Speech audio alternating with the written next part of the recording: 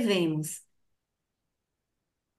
Então, é importante a gente ter essa ideia, né, da longevidade na pele, na veia. Tenho 50 anos, estou agora a completar, e estou muito feliz de estar participando com pessoas tão importantes nessa área, pessoas que têm um conhecimento para partilhar conosco aqui, que eu acredito que vai crescer no nosso repertório sobre longevidade. Muito obrigada, Pedro. Obrigado, Silvana, e convido o António Ramiro. António Ramiro, queres-te apresentar?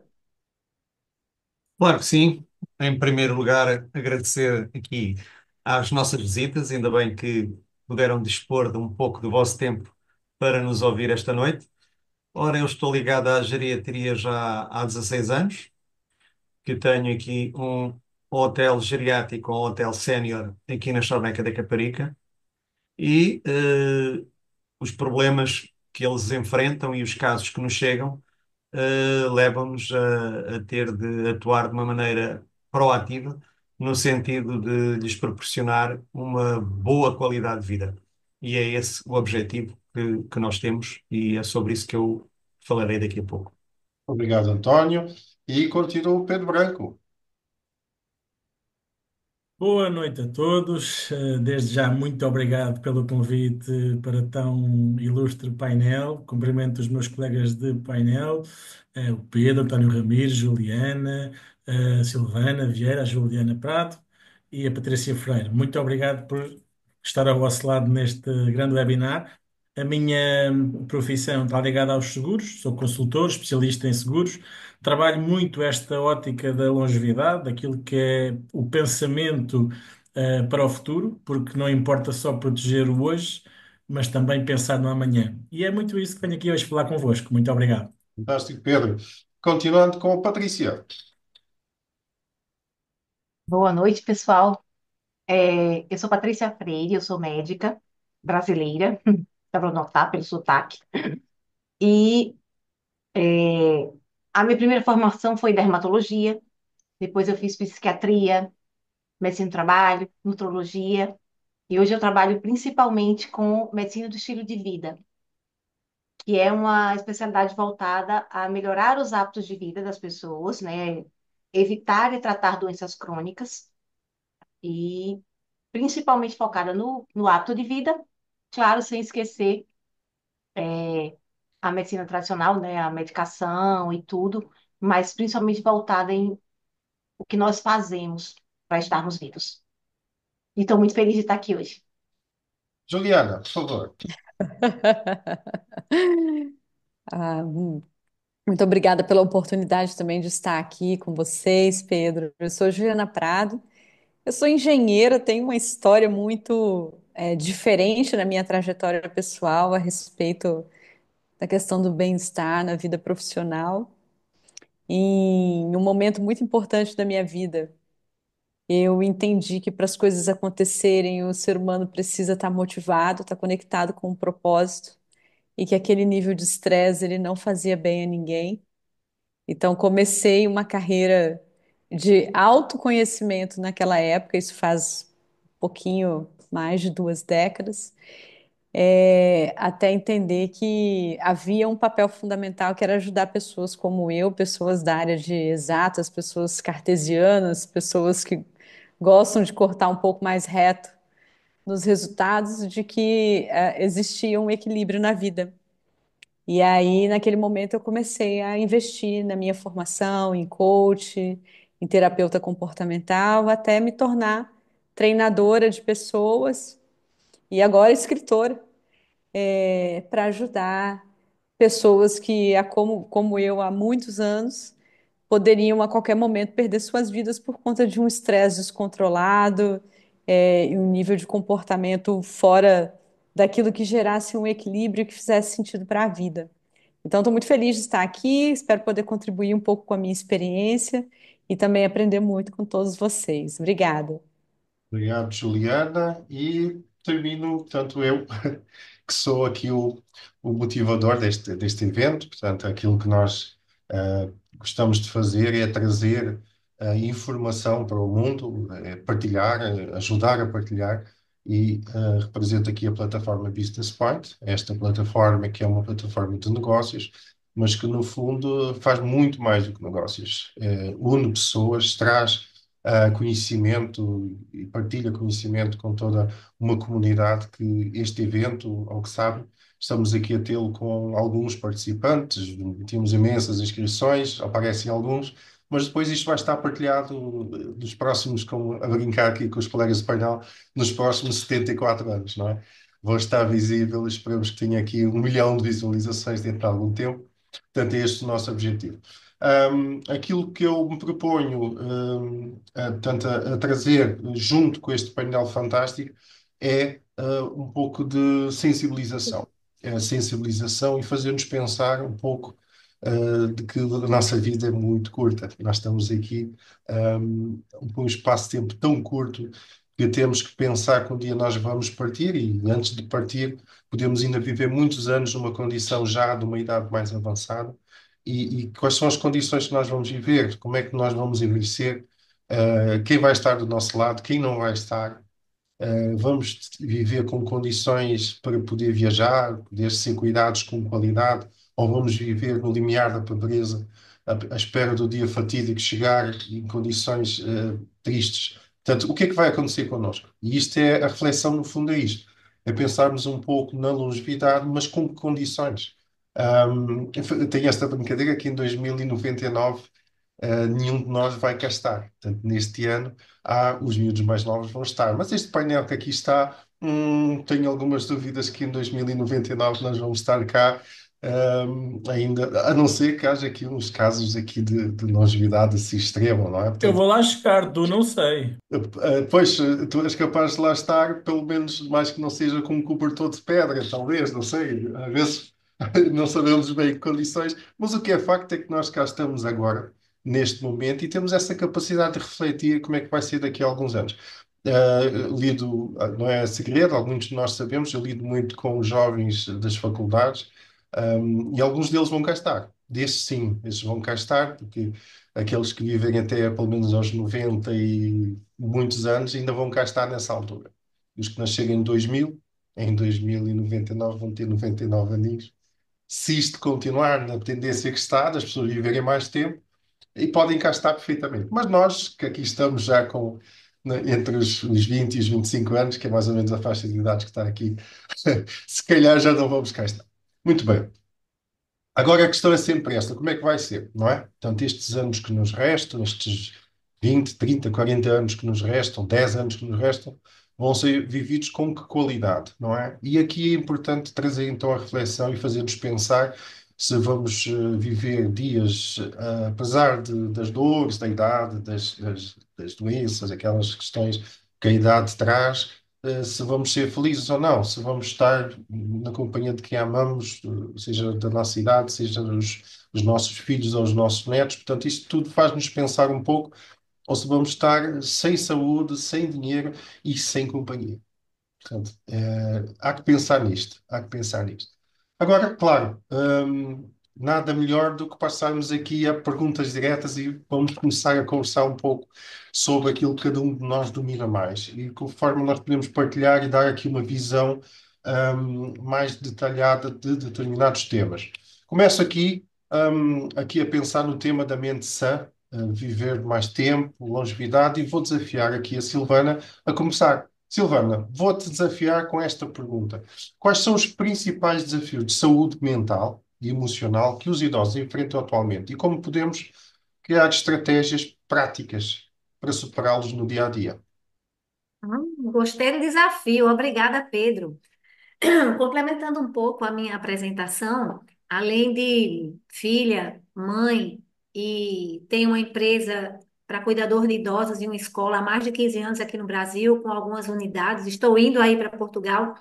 Tenho também uma especialização em terapia sistêmica de intervenção familiar, onde a gente pode ver os sistemas familiares através do seu envelhecimento, como é que se dá esse movimento, como nós transitamos dentro desse movimento todo de longevidade, de viver mais. Então, Pedro, começo já falando Sobre longevidade em si, o que que é longevidade? Longe viver. Então, é você, de fato, viver mais, porém, viver com qualidade. Na medicina evoluiu muito, a tecnologia evoluiu muito, o tempo evoluiu muito, e nós precisamos nos adequar a essas mudanças tão rápidas. E a nossa geração, acredito que quem está aqui tenha mais de 40 anos, quem está aqui nesse painel tenha um pouquinho mais de 40 anos, então nós estamos bem no início. Somos uma geração sanduíche, como se diz, porque nós estamos é, encerrando a fase mais analógica, na qual a gente não tinha tantos recursos tecnológicos e estamos vivendo rapidamente as mudanças tecnológicas. E isso vai fazer toda uma diferença na hora de nós vivenciarmos a nossa própria longevidade. Então, quando você pergunta os principais desafios da saúde mental e emocional que os idosos enfrentam, está justamente nesse saber viver no meio de tanta informação e tanta transformação na qual o mundo está imerso e nós também. Então, é uma velocidade não apenas da informação, mas do comportamento. Um jovem, uma avó hoje, por exemplo, ela tem uma função totalmente diferente da avó da minha época, onde ela era vista como aquela pessoa que ia cuidar dos netos, que usava determinado tipo de roupa, e hoje você vê tranquilamente, eu vou me colocar o exemplo, eu tenho 50 anos, tenho um filho com 27 e outra com 23. Poderia certamente ser avó, mas eu posso dividir roupas com a minha filha. Claro, guardadas as devidas proporções. Então, nós temos todo esse cenário onde precisamos nos adaptar. Tínhamos um cenário anterior também, no papel da avó, que era a questão, aliás, no papel da mulher, que aí a gente precisa também dividir a longevidade em gênero, o gênero masculino e o gênero feminino. Não sei exatamente como seria em Portugal, mas aqui no Brasil, por exemplo, foi feita uma pesquisa onde, entre tantas perguntas, tinha pergunta para as mulheres, se elas ficariam com os netos em casa. Mais de 50% falou que não tinha mais tempo para ficar com os netos em casa porque ainda exerciam alguma atividade. Os homens que responderam, responderam que sim, se confiando na mulher. Veja só, então a gente tem também esse diferencial do gênero, o masculino e o feminino.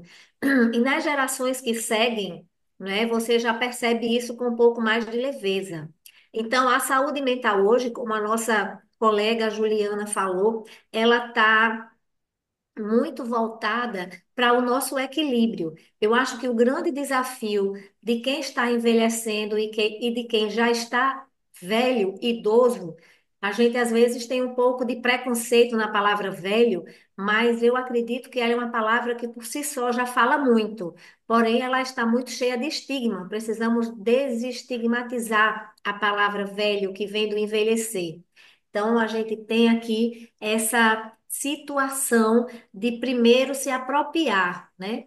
Uma outra pesquisa, eu adoro pesquisa, viu, gente? Uma outra pesquisa feita aqui foi sobre como os velhos enxergam o próprio corpo.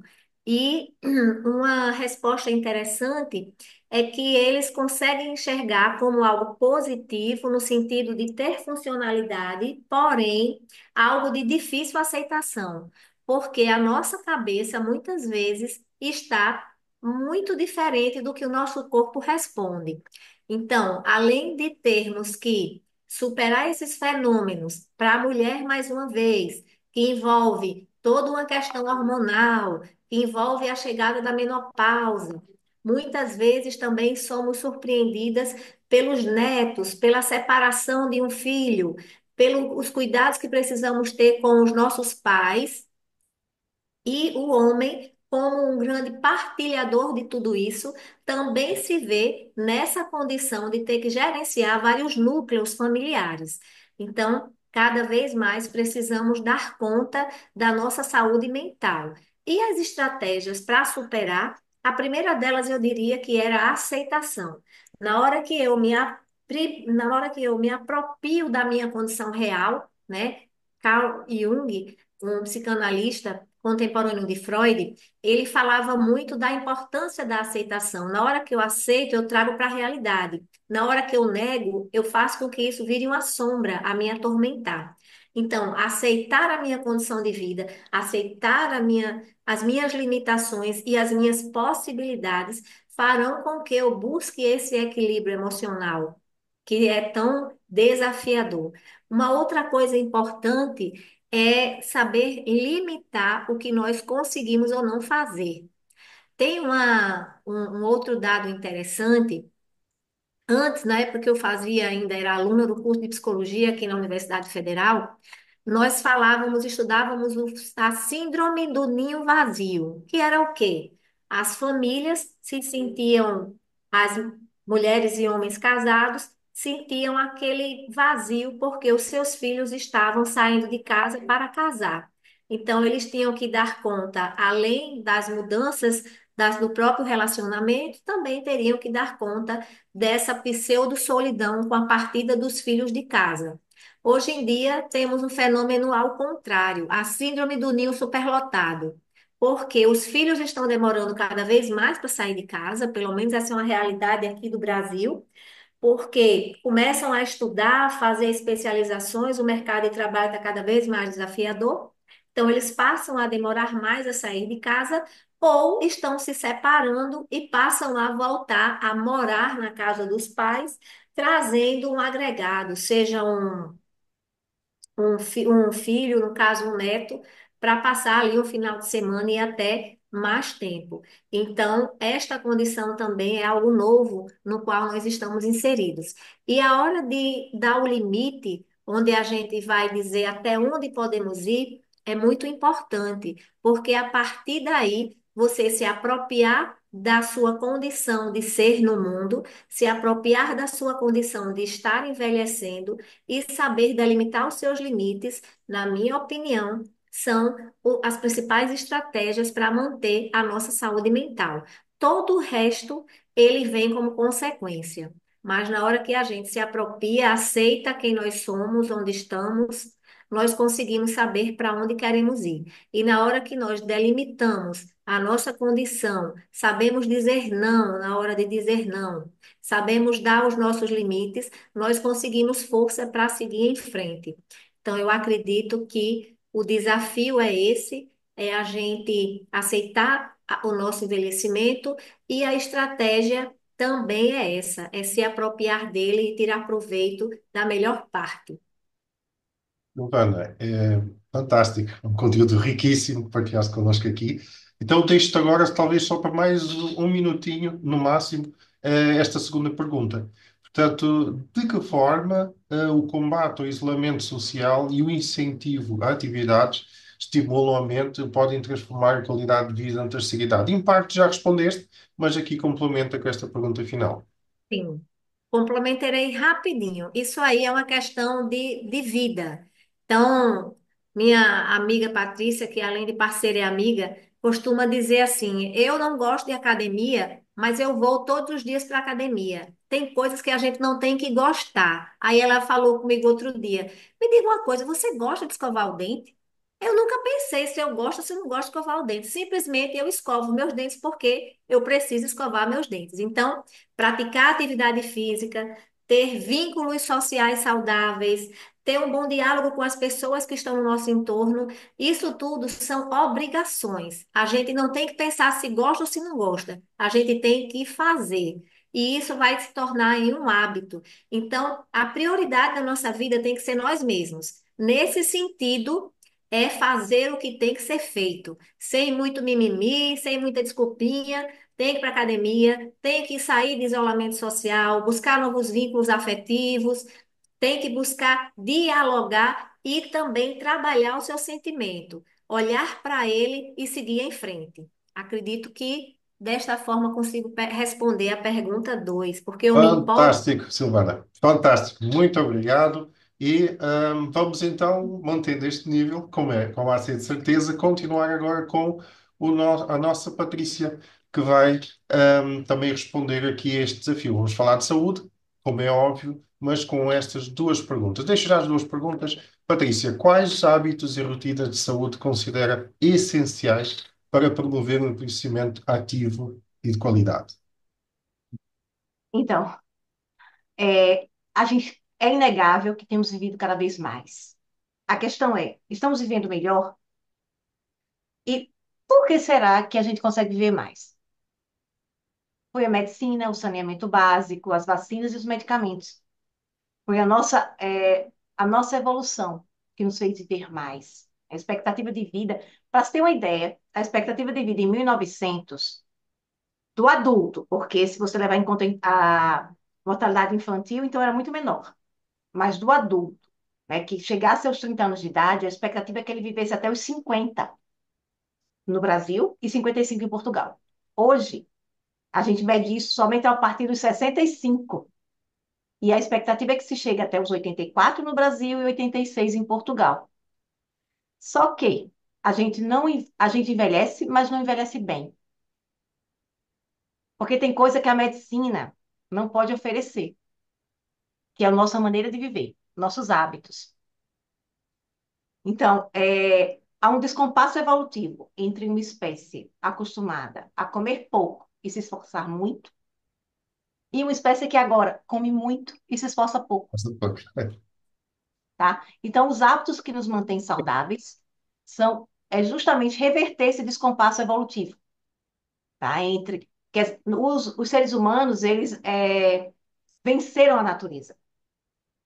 Só que esqueceram que nós não estávamos, como espécie, acostumados a isso. Então, a gente tem que tentar lutar contra o sedentarismo, que hoje é conhecido como o novo fumo, hein? De tão grave que o sedentarismo é, e temos que comer bem. Aí todo mundo fala, ai meu Deus, mas comer bem é muito difícil, porque um diz que não pode comer carne, que pode comer, que não pode comer isso, não pode comer aquilo. Vou dar um segredinho para vocês. A dieta adequada. Esqueça a briga, essas briguinhas. É simples. Ela é rica em proteína magra e muitos vegetais. Ela é pobre em álcool e comida ultraprocessada, cheia de gordura e açúcar. O resto não importa, tá? Então, coma comida natural, colorida, variada. Evite o álcool. E um detalhezinho não tão legal. Coma um pouco menos do que você gostaria. Porque a gente precisa, o nosso maior empecilho hoje para uma vida saudável é uma dieta inadequada que leva à obesidade e o sedentarismo que leva à sarcopenia, que é a baixa massa muscular. Tá? Então, para promover um envelhecimento ativo e de qualidade, a gente tem que chegar lá bem. E para a gente chegar lá bem, a gente não fuma. É interessante que no Brasil a gente teve uma vitória muito grande em relação ao fumo. Menos de 10% dos brasileiros fumam. Em Portugal, esse índice é um pouco pior, né? Quase 18% da população fuma ainda. Mas a gente está com medo, tanto em Portugal quanto no Brasil, do cigarro eletrônico, né? Que tem começado a aumentar. É, E uma coisa não tão boa é que o Brasil ele tende a ser um pouco mais sedentário, porque a gente não tem muito como, no dia a dia, ter uma vida tão ativa quanto os europeus. A gente não pode andar muito a pé e de bicicleta como vocês conseguem, né? Nosso clima é mais quente e nossas cidades são mais perigosas. Então, a gente não consegue fazer bem isso, como vocês conseguem, tá? Perfeito. Patrícia, podemos passar à pergunta seguinte. Como o acompanhamento médico regular e a implementação de medidas preventivas, que já respondeste também em parte, podem impactar positivamente a prevenção das doenças crónicas? Então, detalhe muito importante. O que é que mata as pessoas hoje? Os problemas metabólicos, diabetes, cardíacos e o câncer. A genética, ela não é tão importante assim nas doenças cardiovasculares. O que faz a diferença é a dieta, a atividade física e o controle do estresse. A hereditariedade conta com 20 a 30%. Então, se você tem bons hábitos de vida e faz sua avaliação médica periódica, a chance de você não morrer do coração aumenta substancialmente. Diabetes tipo 2 também é por aí, é 20 a 40% do risco genético. O resto é hábito de vida. E o câncer, que é tão temido pelas pessoas, tem um índice de hereditariedade, na sua maioria, que não chega a 10%. 90% dos cânceres são devido a hábitos de vida. Claro que existem alguns cânceres que têm uma genética maior, mas na média, 90% dos cânceres podem ser evitados com bons hábitos de vida. Uma coisa importante que a gente tem que lembrar é que o acompanhamento médico, ele é muito importante para a orientação de hábitos de vida saudáveis, tanto que a medicina do estilo de vida tem sido cada vez mais falada, ela não é uma especialidade médica, ela é um conjunto de skills, né, de habilidades que a gente deve usar nas nossas especialidades, para ensinar ao paciente como ele vai chegar a bons hábitos de vida, já que o ambiente é tão difícil. Por quê? Porque os exames, as pessoas fazem assim, ah, não, olha, eu me cuido muito, eu sempre faço os meus exames. Isso não é se cuidar muito, porque os exames, o máximo que eles podem fazer é dar diagnóstico precoce de doença ou de alterações que vão levar à doença. Exames não previnem. O que é importante fazer exame para pegar a doença no início, mas o que previne doença é hábito de vida saudável. Tá? Então, o acompanhamento médico, mais importante do que ser para fazer check-up, é para orientar você nos seus hábitos. Dieta adequada, exercício físico, sono.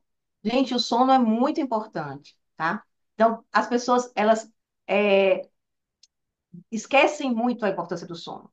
Mas para se ter uma ideia, o sono é muito importante para a prevenção de doenças demenciais. Ele diminui a fome. Então, quem come bem, aliás, quem dorme bem, come menos. Uma noite mal dormida pode aumentar em até 300 calorias a fome. Então, para quem está querendo emagrecer, dormir bem é essencial. Também é essencial para a formação de músculo. E por falar em músculo, outra coisa super importante, a musculação, tá? Uma pessoa de 70 anos que treina é um adulto que já tem uma certa idade. Uma pessoa de 70 anos que não se exercita pode ser um velhinho frágil. Então, a diferença entre uma pessoa de 80 anos que faz atividade física, tem músculos e boa capacidade respiratória, essa pessoa ela sobe escada sem dificuldade, ela carrega suas compras, ela viaja sem precisar de ajuda. Só que é que a gente vê hoje? Pessoas com 50 anos de idade que, por não dormir bem, comer demais, não fazer exercício físico, já tem limitações na capacidade de locomoção e tem baixa capacidade respiratória. Então, a função do médico principal é orientação e hábitos de vida saudáveis. Os exames são bons, são importantes, mas não são o principal. O principal é que você se cuidar não é fazer exame periódico, é ter hábitos de vida saudáveis. E fazer os exames periódicos de acordo com a sua idade. Perfeito. Patrícia, o nível está altíssimo também. É informação extraordinária. Obrigado pela tua partilha. E já estamos com uma mente um pouquinho mais sã. Agora o corpinho já está a ficar são também. São os velhinhos saudáveis e com uma mente boa. Agora vamos continuar porque há mais coisas que nos temos que preocupar e que, se quiseres partilhar este teu gráfico, falar sobre ele, mais um minutinho. Ah, sim. Então, o que acontece? A medicina do estilo de vida, ela foca em todas essas áreas. Dieta adequada, exercício físico, manejo do estresse, saúde mental. Saúde mental envolve sono, atividade física, abordagens positivas como gratidão e perdão. Um fato bem interessante é que atualmente nós temos, assim, as gerações mais velhas, elas sempre reclamam das gerações mais novas. E as gerações mais novas, elas têm tido um problema de dificuldade com a gratidão. Afinal de contas, elas têm tanta coisa, elas não conseguem ser gratas. É, O papel da gratidão na saúde mental, ela, assim, é cada vez mais importante. Então, ser grato, tá? Isso aí, só isso lhe ajuda muito a ter uma mente mais saudável. As conexões interpessoais também são parte da medicina do estilo de vida. Relações sociais saudáveis, né? A saúde do sono, não só a quantidade, mas a qualidade. Evitar tóxicos. Redução do tabagismo, principalmente, ainda é um desafio na Europa maior do que no Brasil. E o álcool é um desafio no mundo todo, né? A dieta, gente, não precisa ter aquele negócio de ficar com mil preocupações com a dieta. Faz o que eu falei. Dieta variada, basicamente dieta de feira. Não sei se chama feira em Portugal, né? A gente chama feira. Então, dieta de feira é a dieta mais saudável que tem. Não precisa se preocupar demais. Come comida de feira, evita comida de padaria e de supermercado. E aí você vai ter uma vida bem mais saudável. Ótimo, muito bem. Obrigado mais uma vez, Patrícia. E agora chegou a vez do nosso consultor especialista em seguros, Pedro Rui Branco. Olá, Pedro. Boa noite mais uma vez, muito obrigado. O nível está alto. Não sei se falar a seguir a dieta, a palavra dieta, se me fica bem, mas vou tentar, na minha longevidade, melhorar aquilo que é a minha abordagem às dietas e à questão alimentar. Obrigado, Patrícia, pelas excelentes dicas que aqui partilhaste connosco. Bom, deixem-me apresentar em primeiro lugar. Eu sou o Pedro Rui Branco, como já vocês sabem. Eu sou de Santarém, Ribatejo, mas sou um cidadão do mundo, ando por aí, ando por várias cidades em Portugal, através daquilo que é o networking, que também é muito importante na nossa vida, e espalho também esta mensagem que os seguros não são só o seguro automóvel, que nós estamos obrigados a ter pela lei. No Brasil não é bem assim, pelo que eu sei, não sei se já mudou, o seguro automóvel não era obrigatório, não sei se já é, mas nem todas as pessoas têm o seguro automóvel, mas é muito importante nós termos para já um mediador de seguros, não comprarmos seguros avulsos nas seguradoras online e tudo isso, porque não temos o acompanhamento necessário. E então, eu queria deixar a primeira dica era que vocês possam encontrar na vossa rede de contactos, na vossa zona de residência, o vosso mediador de seguros, a pessoa que vai tratar da vossa segurança presente, protegendo o presente, mas garantindo o futuro. Que é muito importante pensar hoje o nosso futuro, porque amanhã pode ser tarde demais, porque aparece uma doença, aparece um acidente, aparece uma coisa qualquer que não acontece só aos outros. Não é só os nossos vizinhos, amigos e familiares que sofrem acidentes. Infelizmente, nós estamos expostos a riscos dos mais diversos. E às vezes um pequeno risco pode tornar-se um grande risco para o nosso futuro. E então, a primeira dica é essa: vocês possam consultar o mediador de seguros e ter uma reunião de análise do risco da vossa vida e da vossa família. Essa é a primeira dica. Passo para ti, Muito bem. Pedro. Posso passar então aqui a primeira pergunta, Pedro? Pode sim, senhor. Portanto, uma vez que, a parte da segurança, a parte da qualidade de vida está muito relacionada aos seguros, no fundo, aos planos, não é? Aquilo que nós fazemos em novos e que depois vamos usufruir na nossa idade mais Uhum. avançada, eu faço então a primeira pergunta que é: quais os principais riscos financeiros que os indivíduos que enfrentam ao aproximarem-se da reforma e como um planeamento Uhum. estratégico pode mitigá-los, no fundo? Muito bem. Então, nós temos aqui uma grande novidade, que é cada vez chegamos a uma idade mais avançada. Se não houver aqui um problema de saúde ou um acidente que nos atrase esse caminho, cada vez vamos até aos 86, 90, 91. Portanto, cada vez temos mais tempo de vida, ok? Mas nem sempre, se não prepararmos antecipadamente esse período da reforma, e aqui estou a falar dos planos financeiros para isso, ou seja, nós acabamos aos 65, 66 a nossa carreira de emprego, profissão, e o Estado dá-nos uma reforma, não é? Uma reforma que àquela data até pode ser um valor considerável.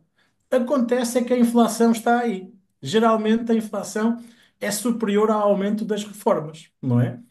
E que está previsto em 2050 que os reformados em Portugal apenas consigam garantir cerca de 50%, para não dizer 44%, que é aquilo que o estudo diz, do seu último ordenado.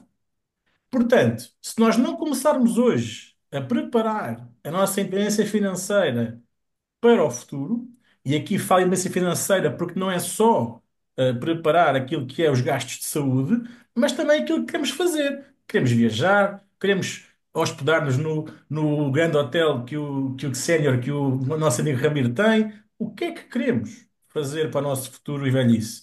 E, portanto, os riscos que nós enfrentamos são estes, de viver cada vez mais, a possibilidade de ter problemas de saúde que precisam de ser tratados, e nós sabemos que os hospitais públicos, hoje em dia, podem não ser a resposta para esses problemas, pelo menos no tempo que nós precisamos para os resolver. Portanto, temos de ter aqui um plano de saúde, um seguro de saúde que nos dê esse suporte, e esse plano de saúde tem que ser feito, ou deve ser feito, antes de termos pré-existências, antes de termos doenças já prescritas. Porque depois de termos doenças prescritas, os seguros de saúde podem não aceitar essa pessoa segura no seu seguro, ou podem agravar gravemente esse seguro, ok? Que já cresce com a idade. Portanto, crescer com a idade e ainda mais agravado por já estarmos doentes quando vamos subscrever. Portanto, a segunda dica é esta: prever hoje financeiramente a possibilidade de termos uma doença, de termos que recorrer ao setor privado da saúde para poder sobreviver, para poder ter acesso a cuidados de saúde.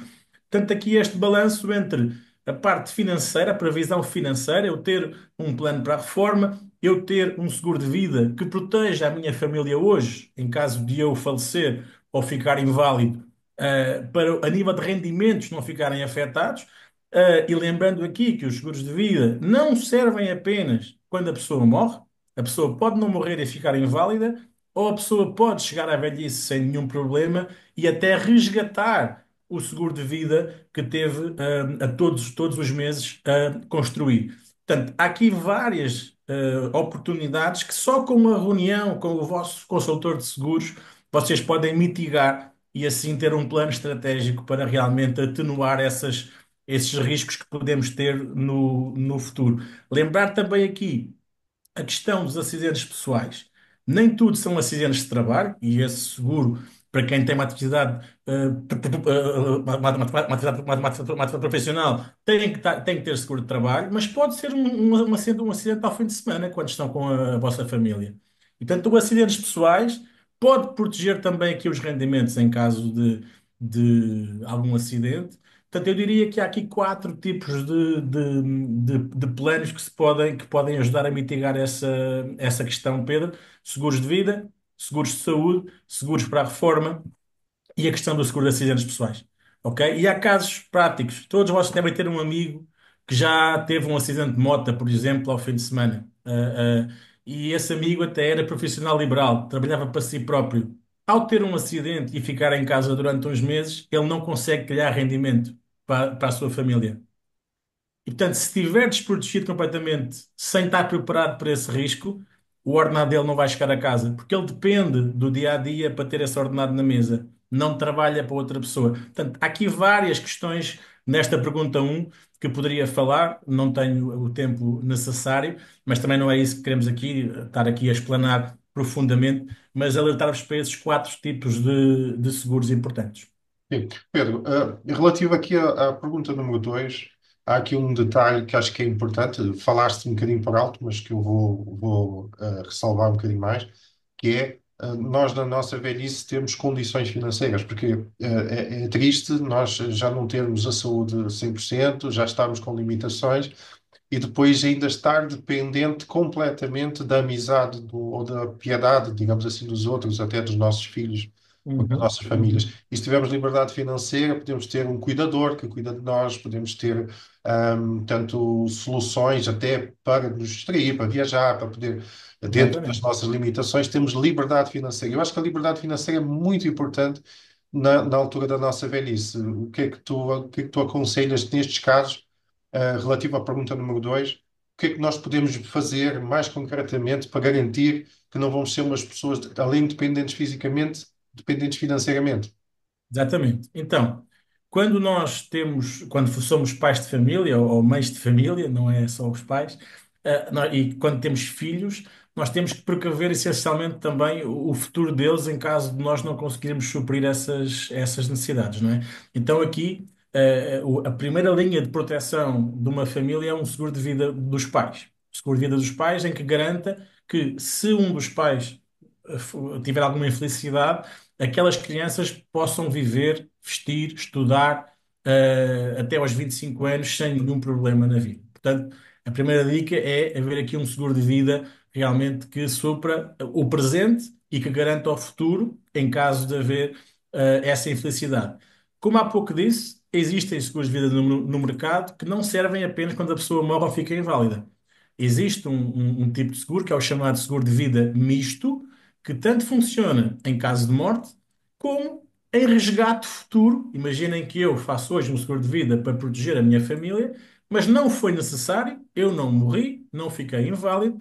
Aos meus 70, 75 anos, eu vou pedir a devolução desse seguro de vida, desses pagamentos todos que eu fiz, acrescido de juros, acrescido de juros, porque este momento o mercado está a 2,5%, 3% no mercado, na minha velhice. Portanto, rapidamente podemos fazer a analogia que se eu tiver um seguro desses, aos 65 anos, eu resgato o dobro do que eu investi. Portanto, é um tipo de seguro bastante interessante para não só proteger o presente, mas garantir o futuro. Porque eu vou regressar, o seguro vai-me devolver o dinheiro todo que eu investi acrescido de juros. Depois, o seguro de saúde, como eu disse, há seguros de saúde sénior, hoje em dia específicos para séniores. Não é o seguro de saúde normal que nós fazemos quando temos 30, 40, 45 anos. A partir dos 55 anos, existe já seguros, planos de saúde adaptados para séniores, com médico em casa, enfermagem, exames, tudo que podem ser já feitos em casa dessa pessoa. Portanto, precaver-nos nesta ótica é muito importante. É importante na questão da liberdade financeira, não focar só apenas nos seguros mais básicos, que estou a falar, seguros de vida, saúde, etc. Existem os planos para a reforma, que podemos começar muito cedo, e quanto mais cedo começarmos, menos temos que investir. Imaginem um jovem de 20 anos que assuma já como seu objetivo chegar à velhice com dinheiro. Se ele fizer um plano para a reforma com 35, 40, 50 euros por mês, vai-lhe ser suave esse, esse encargo e se calhar chega à idade da reforma com um bolo bem interessante de financeiro para poder resgatar na altura. Agora, se formos fazê-lo aos 50 anos, se calhar temos que começar já num nível acima, com 100, 150 por mês, se conseguirmos fazê-lo. Portanto, é tudo um planeamento. Perfeito. Em saco. Há outros produtos no mercado, ligados aos seguros, pronto, que não são diretamente estes planos para a reforma. Mas eu acho que é tanta informação hoje em dia que podia estar aqui a dar vários exemplos, que podem ser úteis.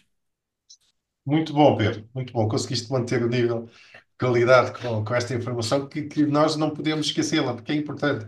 É muito importante. É ser felizes, viver com uma mente sã, ter um corpo saudável, mas se não tivermos dinheiro, vai se tornar complicado na nossa velhice também. Fantástico. Muito obrigado, Pedro. Vamos Obrigado. continuar com este painel fantástico. Agora chegou a vez da Juliana. Juliana, queres partilhar connosco também um bocadinho aquilo que será os requisitos necessários para ter uma velhice feliz. Deixo-te aqui duas perguntas também. A primeira vai ser qual é o papel da mentalidade positiva e da autoconfiança na construção de uma vida longa e plena e como podemos desenvolvê-la efetivamente. Isto não é só para a idade avançada, acho que isso também é para nós mais jovens, não é isso? Começa do berço, né, Pedro? Eu quero aproveitar essa quantidade riquíssima de informação para a gente fazer uma reflexão, né? Que performance não é a gente estar ocupado em excesso, é a gente utilizar muito bem os recursos que nós temos, na sua plenitude e sem desgaste. E aí, quando a gente pensa na nossa roda da vida, que a doutora apresentou de uma forma tão interessante, a gente começa a ver que, às vezes, por conta de não ter uma maturidade no planejamento de futuro, a gente desgasta demais a máquina que nós recebemos de Deus, né? Esse corpo, muitas vezes saudáveis que nós recebemos, e criamos uma sobrecarga para gerar um prazer momentâneo que depois lá na frente a gente vai sofrer com isso, né? E estou fazendo essa introdução porque recentemente perdemos uma pessoa do nosso relacionamento por um infarto. Na juventude, a pessoa não tinha nem 50 anos, por hábitos, viu, doutora? Hábitos ruins que a pessoa tinha associado a uma rotina de alto estresse e um trabalho de altíssima responsabilidade, e, enfim, sobrecarregou o corpo não aguentou. Então, é, quando a gente fala de performance, quando a gente fala de alta performance, nós estamos pensando justamente nisso. O que que eu posso fazer hoje? Quais são as providências que eu tenho que tomar hoje para lá na frente eu conseguir manter a minha autonomia, a minha independência financeira, a minha condição de gerar riqueza? E aí, a Silvana que disse o seguinte: você gosta de escovar dente, né? E assim, eu nunca pensei se eu gosto ou se eu não gosto de escovar dente, eu simplesmente escovo. E aí eu vou inverter a pergunta. Você gosta de ouvir um suspiro depois de um beijo bem ardente e a pessoa diz assim: Nossa, que delícia? Geralmente a gente diz que sim, né? Então, escovar dente faz parte do processo. Ou seja, para a gente começar a ter uma mentalidade positiva, nós precisamos começar a falar sobre propósito. Quando a gente cria um propósito, todo o resto ele vem e ele vem com muito mais facilidade para nós. Então, esse é o primeiro ponto para começar a responder sua pergunta.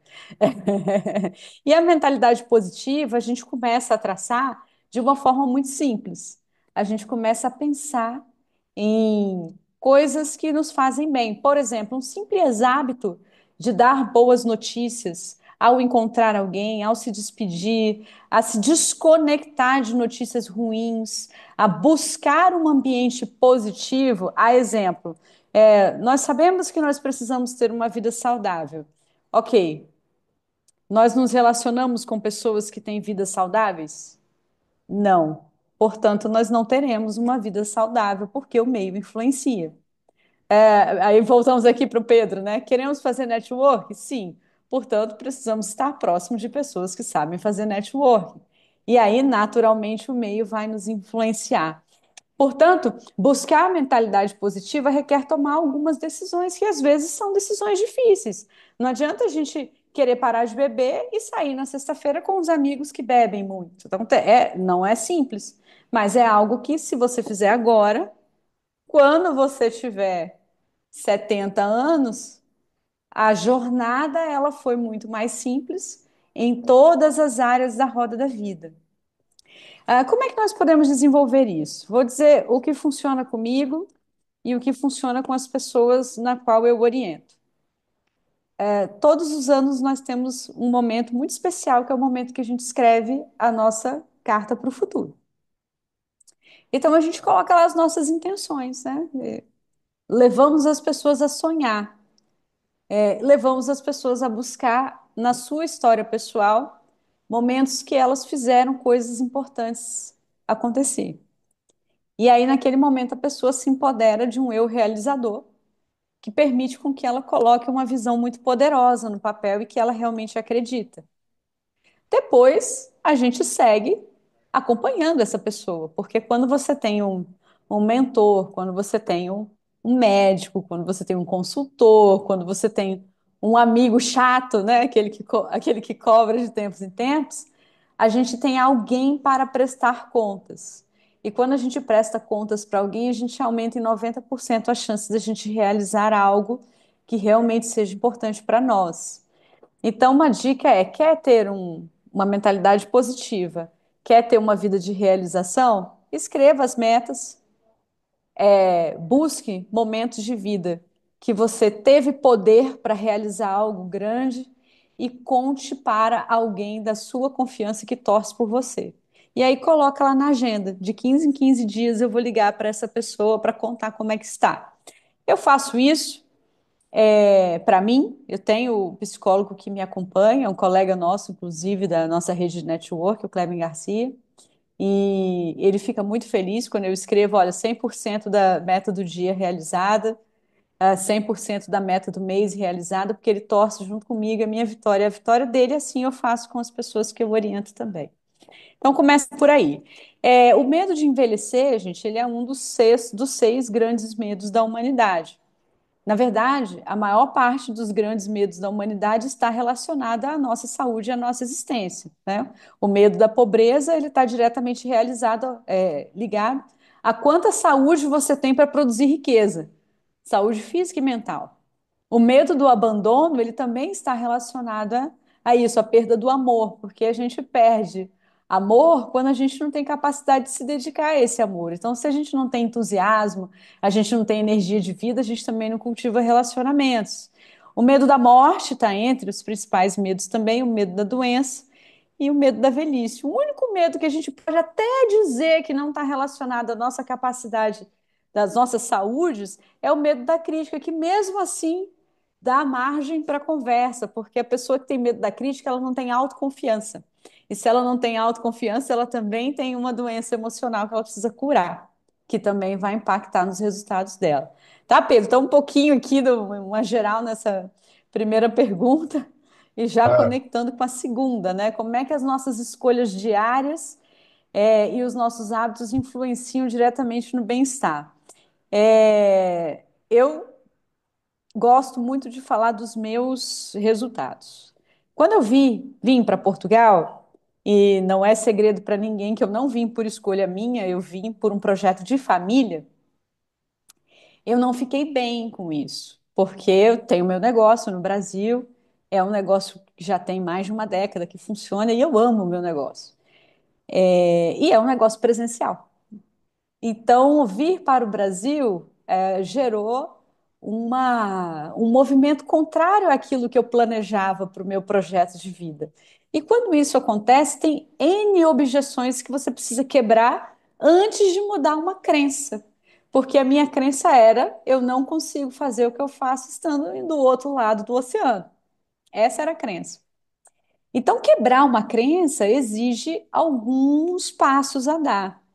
E quando eu vim para cá, eu não estava emocionalmente bem para dar esses passos. Mas aí o que eu comecei a fazer? Acordar cedo para ler e fazer 10 minutos de atividade física, para eu poder criar um estado de energia física e mental que me proporcionasse me abrir a novas ideias. Depois, eu comecei a me conectar com pessoas. A Isabel está aqui, a Carla está aqui, o Pedro está aqui, são pessoas que no primeiro momento estavam comigo e me levaram para conhecer outras pessoas e me levaram para ver outros pontos de vista. Então eu estava socialmente aberta para receber boas energias. Após isso, eu consegui refazer o meu projeto de vida. Então, o meu mês de dezembro, por exemplo, foi um mês de profundo retorno ao meu autoconhecimento. Por quê? Porque eu já estava emocionalmente bem e com o corpo funcionando para isso. Então, se eu quero mudar de vida, mas eu não acordo cedo, eu não faço atividade física, eu não me alimento bem, não adianta. Não vai mudar a mentalidade, não vai mudar estado de tomada de decisões, as decisões serão ruins. Então, se eu quiser ter boas decisões, eu tenho que fazer o básico. Qual que é o básico? Eu tenho que estar saudável fisicamente. E aí, esse movimento de corpo, suor, né? Suor, atividade física, vai fazer o seu cérebro querer pensar mais positivo e aí você vai conseguir traçar grandes projetos de vida e mudar o curso de uma história. Então, quer uma dica? Acorda cedo, faz atividade física, pega um livro para ler, toma 2 litros de água por dia, que o resto vai vir. Vai vir no comboio, né? Vai vir na energia do natural. movimento e vai dar super certo. Mais uma vez, eu não consigo. O nível não baixa, portanto está muito bom, muito boa. Essa informação foi super útil. Eu até consigo relacionar tudo o que nós falamos já aqui hoje, desde a mente sã, a questão da saúde, a questão de preparar o nosso futuro e agora de nós sabermos encontrar-nos a nós próprios, não é? Saber o nosso autorreconhecimento. Tudo isto são contributos que vão nos permitir. não só ter uma pseudo-juventude, que 40, 50 já não é assim tão jovem, mas chegar aos 70, 80 com esta mesma mentalidade. Eu acredito que isto ajuda-nos a preparar a mesma qualidade de vida ao longo dos anos, não é? Porque se nós conseguirmos, nesta fase da idade, entre os 30, 40, 50, cultivar estes processos, estes hábitos de vida, eu creio que vamos acabar por chegar à nossa velhice mais saudáveis também. Portanto, são todos contributos que acho que fazem a nossa longevidade em todas as vertentes que nós já falamos aqui hoje.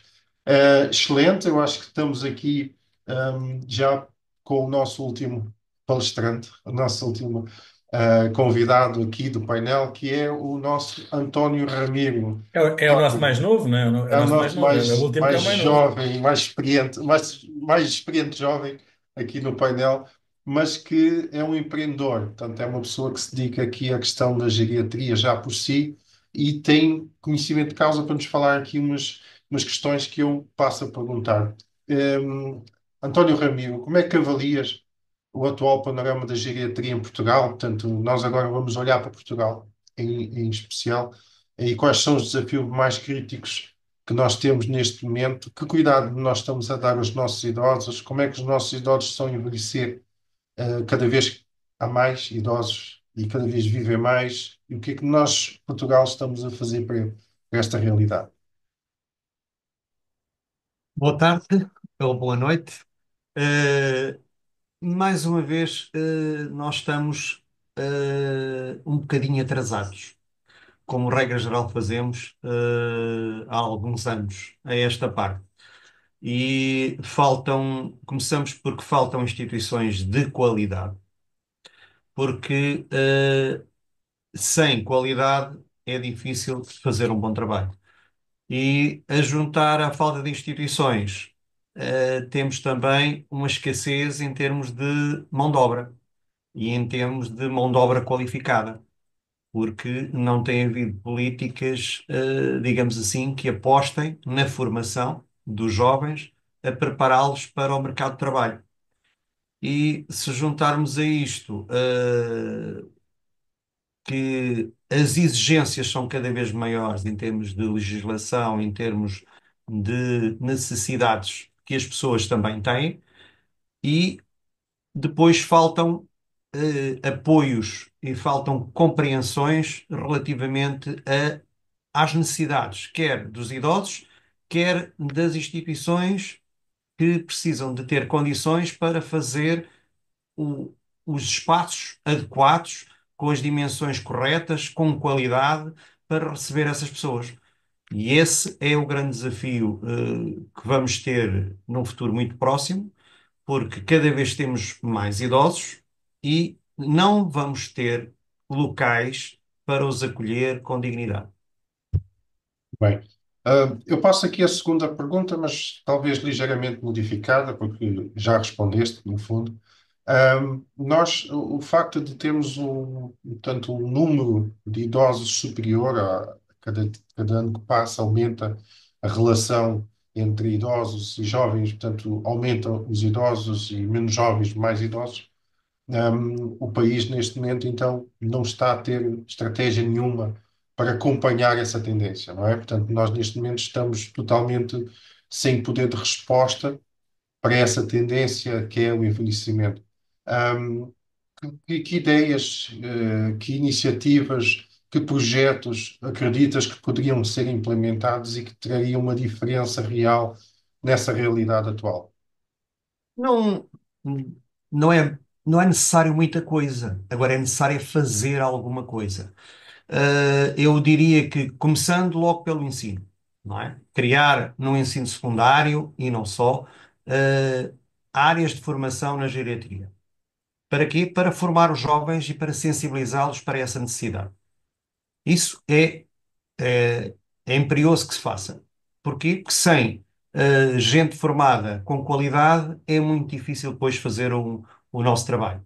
Depois, criar também condições para que se construam instituições de raiz a responder às necessidades que os mais idosos têm. Agora, quando a legislação nos limita à área de construção, isso significa que estamos a construir sempre coisas muito pequenas. Ora, se não houver escala, não pode haver qualidade. Sem escala, não se consegue ter gente e ter condições para receber mais pessoas. Ora, isso é necessário. O desenvolvimento tecnológico veio facilitar um bocadinho a vida aos mais idosos, aos nossos séniores. Na medida em que, com as videoconferências, eles facilmente estão em contato com a família e com o mundo. Temos novas técnicas de cirurgia que também permitem que pessoas que ficariam agarradas a uma cadeira de rodas ou até acamadas, hoje em dia vão ao bloco operatório e com cirurgias não muito invasivas conseguem recuperar e passado 3, 4 meses de fisioterapia estão novamente aptos e estão novamente a andar. Isso é uma qualidade de vida completamente diferente do que era aqui há 15, 20 anos atrás. Depois, em termos de fármacos também, por exemplo, para doenças neurológicas e para o Alzheimer, etc., temos hoje em dia fármacos muitíssimo bons que conseguem, não curam, mas retardam e dão qualidade de vida. Eu tenho pessoas que chegam com muitos problemas já com Alzheimer um pouco avançado e que depois com um tratamento e acompanhamento quer neurológico, quer em termos de fisioterapia, quer depois com o psicólogo também a apoiar um bocadinho, eles acabam por recuperar, ganhar qualidade de vida, ganhar vontade de viver e estarem ativos. Voltarem a participar nas atividades, sejam elas de estímulo cognitivo, sejam elas em termos de trabalho individual, em termos de pintura, de música, de jogos de grupo, e tudo isso acaba por constituir um fator muito positivo e que permite, digamos assim, que os jovens tenham uma qualidade de vida que, quando eu comecei há 15 anos atrás, não era possível. Portanto, se tecnologicamente nós evoluímos, nós só não estamos a evoluir em termos de criar condições para criar instituições para receber essas pessoas. E esse acho que é um fator que pode facilmente ser superado em 4, 5 anos, desde que se altere a legislação. Espero que esta legislação, agora que também tem estado aí muito na berra, relativamente aos solos, que também dê algum fruto nessa área, que liberte alguns solos de forma a poderem ser utilizados para este tipo de instituições, criando índices de construção mais altos, que só assim é que se vai ser possível continuar a evoluir com qualidade e a dar condições aos mais idosos, tendo um ambiente saudável e não terem de estar fechados entre quatro paredes de betão. Não sei se respondi à vossa questão. Completamente. Nós ficamos aqui com, mas vimos que o fator formação ainda nas idades e mesmo ainda no ensino secundário, talvez até é um fator que pode ser ajudador, a construção de espaços maiores, não é? Para poder acolher mais pessoas. Quem sabe até a recuperação de escolas, que agora fecham-se escolas primárias com fartura porque não transformá-la em lares de terceira idade, não é? Uma ideia. E depois a tecnologia. Portanto, a tecnologia, investir na tecnologia para a tecnologia também ajudar, de alguma forma, não só. De alguma forma, a tecnologia também permite que muitas pessoas fiquem no seu próprio lar e são acompanhadas, portanto, através dos meios digitais e não ficam, no fundo, tão abandonadas. Portanto, são ideias que tu trouxeste aqui que acho que podem ser trabalhadas, desenvolvidas e criadas soluções baseadas nestes princípios. Acho excelente. Obrigado, Ramiro, António Ramiro, também pela tua participação. E agora encaminho, digamos assim, este evento no seguinte sentido. Portanto, observamos que Portugal é o quinto país mais envelhecido do mundo e o segundo na União Europeia. Eu agora vou fazer uma pergunta livre aqui para estes palestrantes que estão aqui hoje. Quem sentia coragem de agarrar na pergunta e desenvolver já aqui uma resposta. O que é que nós podemos fazer, uma vez que temos dificuldade, como o António Ramiro disse, de espaços, não é, para alojar as pessoas idosas? O que é que nós poderíamos fazer? Isto é quase um concurso de ideias que eu vou lançar. Digam-me o que é que nós podemos criar, que soluções nós podemos trazer para que, não havendo espaços para todos os nossos idosos, que possamos, mais que não seja, cuidar deles nos seus lares ou em espaços que possam ser, pegá-los, levá-los ao fim do dia para a sua casa e buscá-los de manhã, ou mesmo introduzir dentro das suas casas cuidadores, não é? Que é uma palavra que já se fala cada vez mais, mas que, segundo aqui o António Ramiro, também há muito pouco mão de obra nessa área em Portugal. O que é que nós podemos fazer ou tentar fazer para mudar esta realidade, neste caso, em Portugal? Pedro, vou me atrever a dar uma sugestão. De acordo com a vivência que eu tenho aqui e com o que eu pude observar durante os 3 meses que fiquei imersa aí na cultura de Portugal, eu acredito que fomentar a cultura da formação de pessoas, cuidadores, sejam familiares, sejam cuidadores formais, aqueles profissionais, para cuidar desses idosos na própria casa deles, na residência. Por quê? Porque, entre outras questões, o vínculo afetivo que o idoso tem no lar onde ele mora é muito importante para a manutenção da sua saúde mental também, né? Sabemos que as doenças degenerativas, e eu não falo apenas do Alzheimer, mas doenças degenerativas de modo geral, envelhecimento de modo geral, apesar de deixar a pessoa alheia em determinado tempo, mas ela tem algumas janelas de consciência. Então, nessas janelas, quando ele se percebe no seu ambiente, na sua casa, resgatando as suas memórias afetivas, isso faz com que ele prolongue mais a sua condição de saúde. Então, talvez uma das possíveis soluções seja fomentar a cultura para a formação de profissionais que possam cuidar desses idosos nas suas residências. Essa é a minha humilde opinião. Mais alguém quer acrescentar alguma coisa?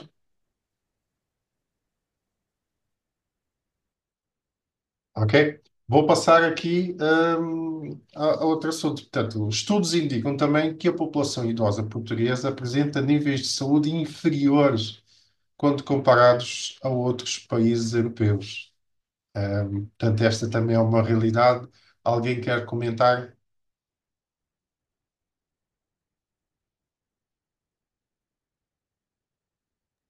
Pá, eu acho que nestes casos todos isto só vai mudar a nível e aqui tem que ser uma lança de cima para baixo nas decisões políticas do país, não é? Só com mudanças, como o Ramiro disse, na área da formação, tanto profissional como superior, é que poderão trazer uma inversão daquilo que são os desafios nesta área. E, portanto, como o Ramiro disse, não há hoje estruturas residenciais de idosos, acho que é assim que se chama, não é, Ramiro? Suficientes e em qualidade para receber estas pessoas. É por isso que também são, semanalmente, mensalmente, são desmascaradas instituições informais que recebem idosos sem a qualidade necessária. Portanto, e é um risco que as pessoas estão em habitações que não são estruturadas, construídas de raiz para facilitar esse envelhecimento. E, portanto, torna-se muito difícil responder de forma ativa sem uma alteração legislativa, e também ao nível daquilo que são estes cuidadores informais que agora existem, às vezes familiares que cuidam de pessoas de família, porque há uma fase em que elas podem não ter necessidade de sair das suas casas. Portanto, é preciso legislar nesse sentido e dá-se tantos apoios para tanta coisa. Poderá haver aqui a necessidade de estruturar apoios sociais nesse sentido. E penso que já estão alguns a funcionar, o Ramiro saberá melhor isso que eu. Mas pronto, acho que começa sempre na parte legislativa e na parte da educação. Um país só se muda de duas formas, ou se faz uma guerra civil, que não é o caso, para mudar dessa forma, ou simplesmente a medidas estratégicas no âmbito da formação e da legislação em vigor para realmente mudar o rumo de algum tipo de assunto. Eu acredito também, complementando e dando um pouco também aqui a minha opinião, eu acredito que isto tudo também tem a ver com a nossa cultura. Não é só, tanto medidas de cima, não é? Eu penso que é de baixo também. Quando a Patrícia falou sobre os hábitos pouco saudáveis que se faz durante a vida, também origina idosos menos saudáveis, não é? Quando as pessoas vivem muito oprimidas ou vivem muito infelizes durante a sua vida, também por questões falta de autoconhecimento, falta de instrução, de formação, uma formação também no sentido do autocuidado, da autoestima da pessoa. A pessoa também chega, porque a falta de autoestima baixa a imunidade das pessoas. Eu conheço esta realidade. Portanto, uma pessoa que vive deprimida, frustrada, tem mais tendência a ficar doente. É uma realidade que nós conhecemos. Portanto, penso que tudo isso contribui também para termos idosos mais doentes do que outros países, que nós conhecemos a realidade da Alemanha, da França. As pessoas têm muito mais autoestima, trabalham mais esta questão do lado humano. São pessoas mais independentes, são pessoas que normalmente vemos muitos velhinhos da Alemanha que vão passear pelo mundo inteiro em excursões. É muito comum, vemos muitos estrangeiros que estão sempre a visitar outros países e tudo, e muitos deles já têm 80 e bastantes. E andam aí a viajar muito fora. Portanto, eu penso que sim. Juliana, Pedro, desculpa, mas eu, eu preciso engatar nesse assunto seu e fazer um momento humor. Essa vinda dos brasileiros para cá já vai ajudar nesse ponto de vista. É só a gente institucionalizar o forró nas praças e o carnaval, que a nossa própria cultura já vai ajudar Começa a ter um sábado. pouco mais Faz atenção, muito de sentido, alegria, viu? Faz muito de sentido. samba. cuidado, nós já No Concordo domingo que passado, eu participei de uma vocês vão, caminhada vão visitar coletiva o aqui na minha Carnaval de cidade. Torres Vedras e vão ver o que é um carnaval também muito bom. Atenção, Então, ainda temos bons carnavais aqui em não, Portugal também. no domingo, eu tive a oportunidade de participar de uma caminhada aconteceu aqui na cidade de Espinho. E aí, minha vizinha foi comigo. Minha vizinha é portuguesa. E aí, eu vi a postagem, mandei para ela, era a caminhada do amigo. Eu falei, vamos. Aí ela, vamos.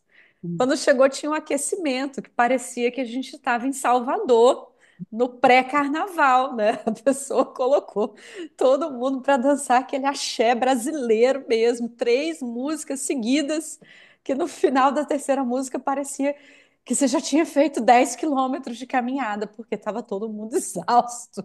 Mas a energia estava lá em cima, o morro estava lá em cima. Então, eu acho que essa estratégia já é uma estratégia interessante que pode sim dar certo no médio prazo. Fantástico, fantástico. Assim já sabemos qual é o segredo, então, para ser felizes, é ser feliz e novo também. E isto é uma coisa muito interessante, já que entraste nesse tema, eu vou embalar também. Ahm, o povo brasileiro tem naturalmente felicidade dentro dele, não é? Sabemos que é uma nação que, infelizmente, por políticas e por tantos processos, tem uma riqueza natural gigantesca, mas as pessoas vivem com mais, em geral, com mais dificuldade do que em Portugal. Mas são mais felizes.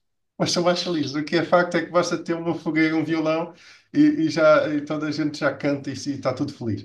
Portanto, isso é algo que nós podemos extrair também do povo brasileiro. E eu digo, conheço muito e tenho muita proximidade à nação brasileira também. E devo dizer que o que melhor vem do Brasil é a alegria do povo, que contagia também, que contagia. Muito bem, vamos ser extraordinários na questão do tempo hoje. E vou já a finalizar. A última questão que vou lançar são as condições socioeconómicas mesmo. Portanto, dados indicam que uma parcela significativa da população idosa está em risco de pobreza. Isto sim é algo que é muito preocupante, porque mais doente, menos doente, é uma lógica da vida. Agora, chegar ao fim, aos últimos tempos da nossa vida, em condições de pobreza, é uma tristeza ainda mais acentuada. Portanto, aqui, portanto, deixo aqui também, se alguém quiser comentar ainda, esta realidade que é triste, mas é uma realidade. Nós trabalhamos uma vida inteira, construímos impérios e quando chegamos à idade da nossa reforma, estamos no limiar da pobreza. Alguém quer comentar isto? Eu acho que isto encaixa com a pergunta que há pouco me fizeste, como é que nós podemos chegar à velhice com um melhor planeamento, não é? Eu dou um exemplo básico. Os custos de saúde não têm que ser caros. Existem cartões de saúde, existem seguros de saúde, não é? Os seguros de saúde, sim, eles podem ser caros e quanto mais velhos somos, mais pagamos por eles.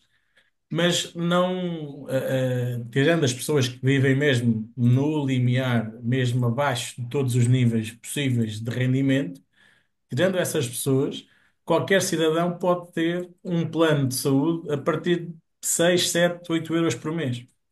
E dou um exemplo claro. Eu estava há dias com uma amiga a falar, a beber café, e ela queixava-se que a mãe tinha que ir à CUF e ia pagar 90 euros por uma consulta de 10, 15 minutos. E eu disse assim: Olha, se quiseres, eu faço já aqui um seguro na hora, não tem carência, o plano de saúde não tem carência, e essa senhora, em vez de 90 euros, pagou 35. Ou seja, às vezes a falta de informação e a predisposição de sentar com alguém e pedir ajuda para realmente, olha, eu tenho estes desafios na minha vida, como é que eu posso ultrapassar? Pá, e aquela pessoa conseguiu uma poupança significativa só porque teve informação. Portanto, eu acho que é cada vez mais importante esta literacia, não só financeira, mas também dos seguros, das questões legais. Estes webinars são muito úteis, era bom que chegassem a mais gente, não é? Podíamos ter a sala muito mais cheia aqui, mas enfim, chegamos àqueles que têm interesse, é aquilo que é. Mas acho que esta situação pode realmente ajudar a informação, a que haja aqui um acesso a cuidados de saúde mais facilitados, ok?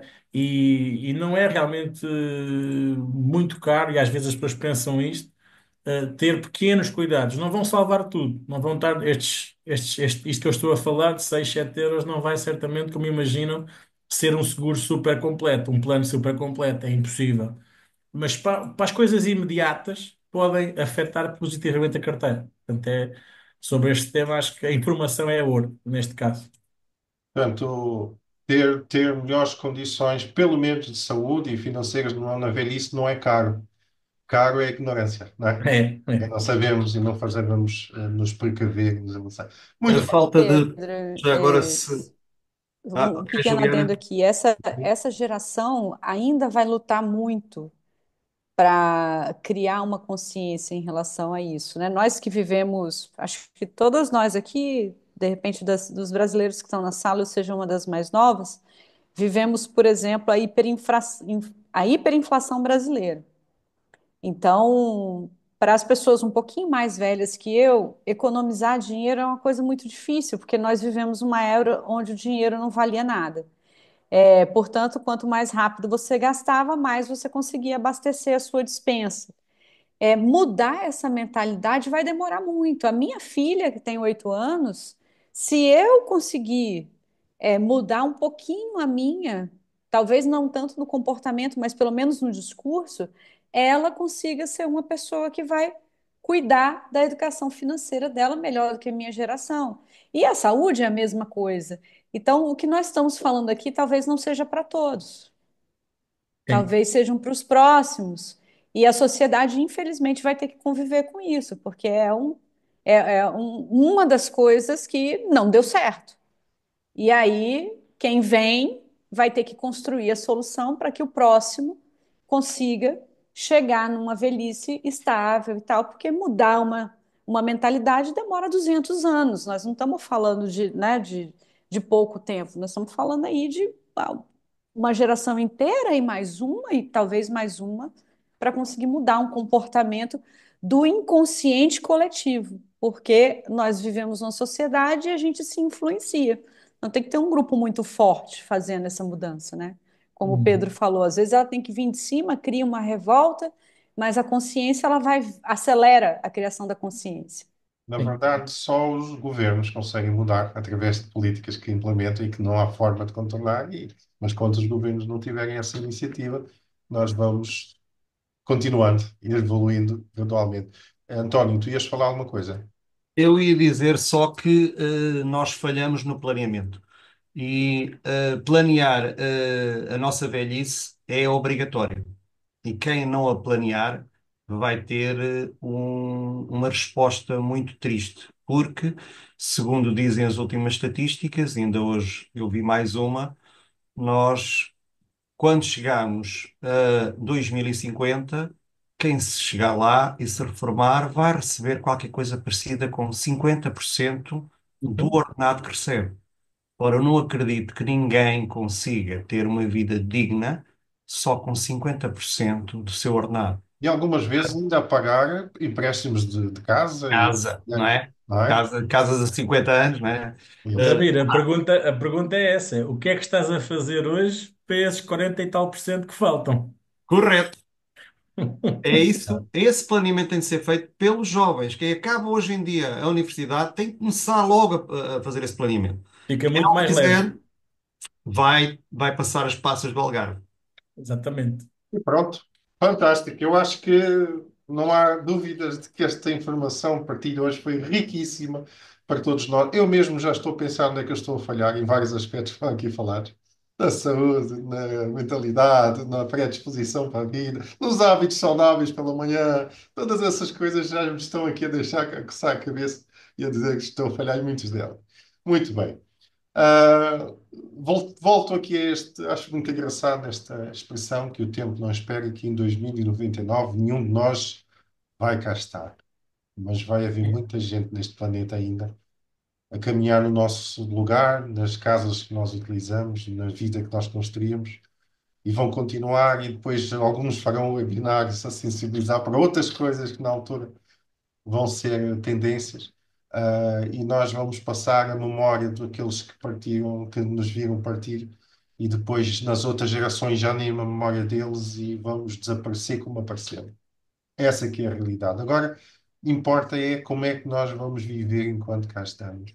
O que é que nós estamos a fazer para ter uma vida plena, para ter uma vida rica de emoções, de histórias, deixar um legado para aqueles que são os nossos filhos, porque nós, no fundo, vamos continuar a viver nos nossos filhos, não é? Nós partimos e aquilo, onde é que nós estamos? É os nossos filhos que vão continuar a carregar a nossa história até onde puderem, que depois eles também passarão. Eu fiz aqui e tenho o Em prazer de vos deixar um pequeno vídeo. 2099, nenhum de nós será cá. Nenhum. Tudo aquilo que hoje nos tira o sono, as contas, os prazos, as opiniões dos outros, será irrelevante. Os medos que nos impediram de arriscar, os momentos que deixámos escapar por distração ou orgulho, nada disso terá mais importância. O que restará, então? As histórias que escrevemos nas vidas dos outros. O bem que fizemos. O amor que demos sem esperar nada em troca. Porque no final não seremos lembrados pelo que acumulamos, mas pelo impacto que tivemos. E se soubéssemos que o tempo é finito, que cada dia é uma página em branco que não podemos voltar a escrever como deveríamos. Esperaríamos menos. Amaríamos mais. Arriscaríamos sem medo. O amanhã não nos pertence, mas o agora sim. É no agora que podemos transformar uma vida, um destino, um mundo. Porque a verdade é esta: não há tempo a perder. Não há segundas chances para o tempo desperdiçado. A única coisa que podemos escolher é como viver enquanto estamos aqui. E essa escolha é nossa. Sempre foi.